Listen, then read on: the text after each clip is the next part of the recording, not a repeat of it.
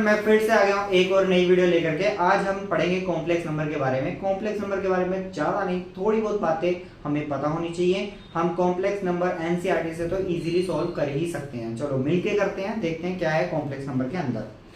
तो चैप्टर का नाम है कॉम्प्लेक्स नंबर। तो यकीन मानो कॉम्प्लेक्स नंबर होता क्या है, पहले तो कॉम्प्लेक्स नंबर क्या होता है ये हमें पता होना चाहिए। कॉम्प्लेक्स नंबर बोलते हैं a प्लस आयोटा b को। किसको बोलते हैं? a plus iota b।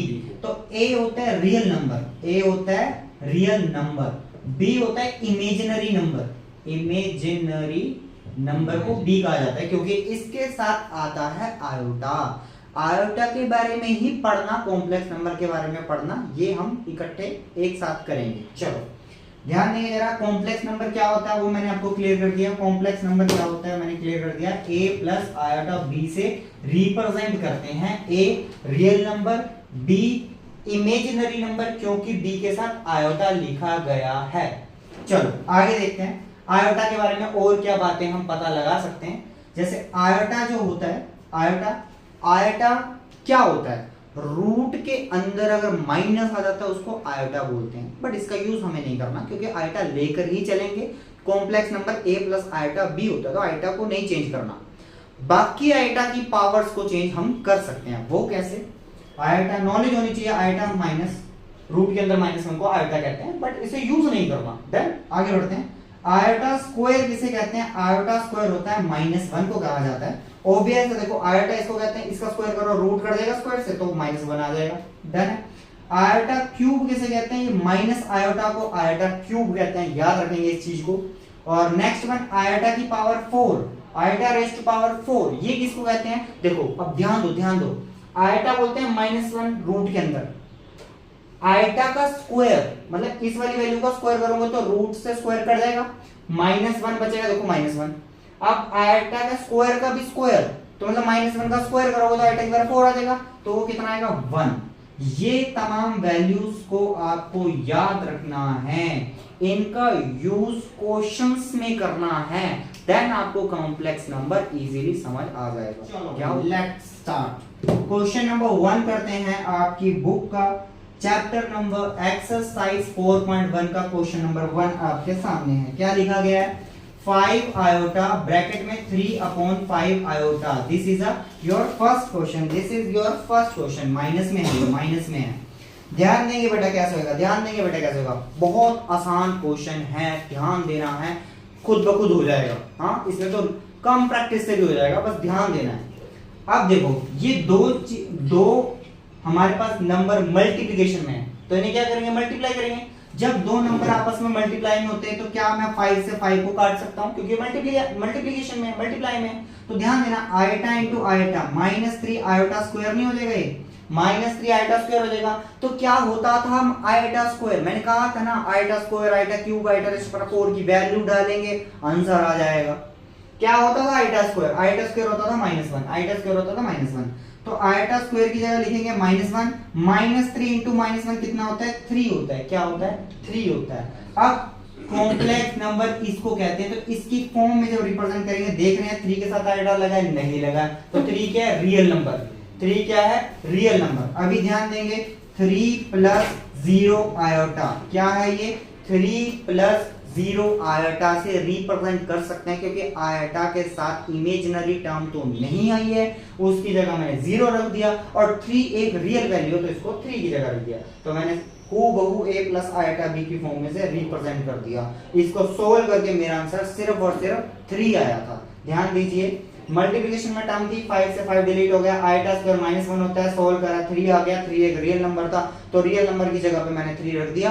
3 plus 0 iota मेरा आंसर निकल कर आ गया। Iota rays power 9, iota rays power 19, हमें किसकी वैल्यू पता है? देखो मैं आपको बहुत आसान तरीका बताता हूँ इसको सोल्व करने का। सबको पता है आयोटा रेज़ पावर 4 होता है 1, उसी का यूज करेंगे। देखो कैसे? आयोटा रेज़ पावर 9 है ना, आयोटा रेज़ पावर 4 का स्क्वायर करके अगर मैं इंटू आयोटा कर दूं, क्या ये आयोटा रेज़ पावर 9 नहीं बन गया? देखो 4 2 8 और एक और है मल्टीप्लिकेशन में, बेस सेम पावर ऐड, यहां पावर 8 है, यहां पावर 1 है, बेस सेम पावर ऐड, तो ये 9 ही कहलाएगा।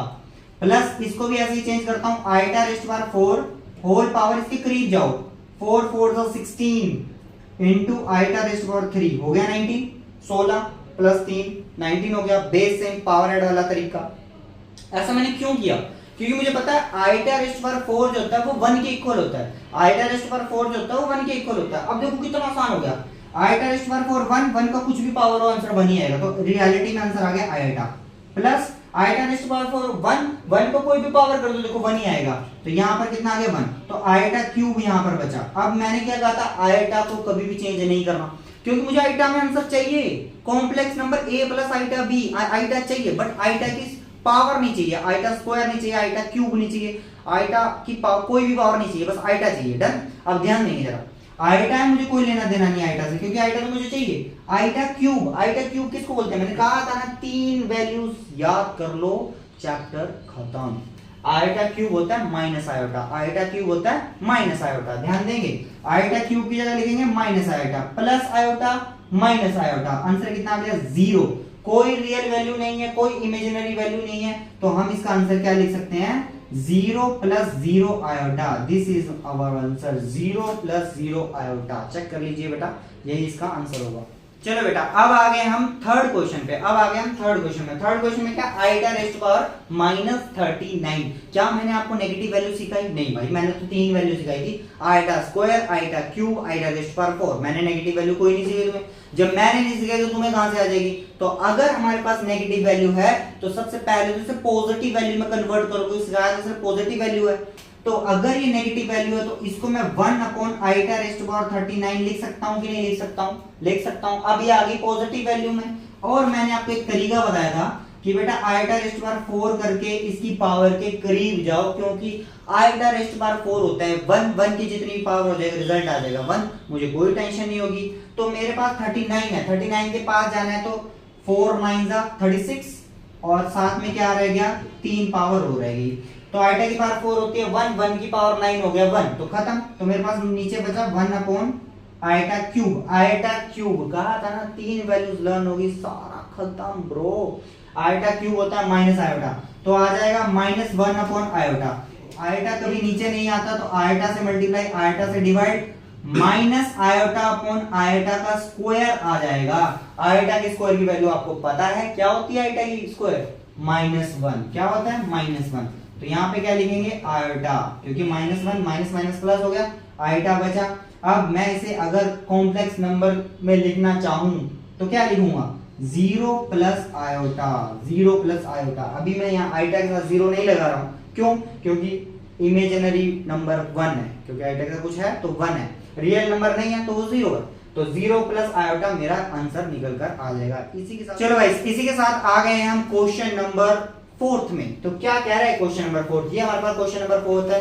क्वेश्चन निहायत ही आसान है, बस eta square, eta cube, eta rays power 4 की वैल्यू आपको पता होनी चाहिए और सिंपलीफिकेशन करना आना चाहिए। चलो 4th क्वेश्चन में देखते हैं क्या होगा बेटे।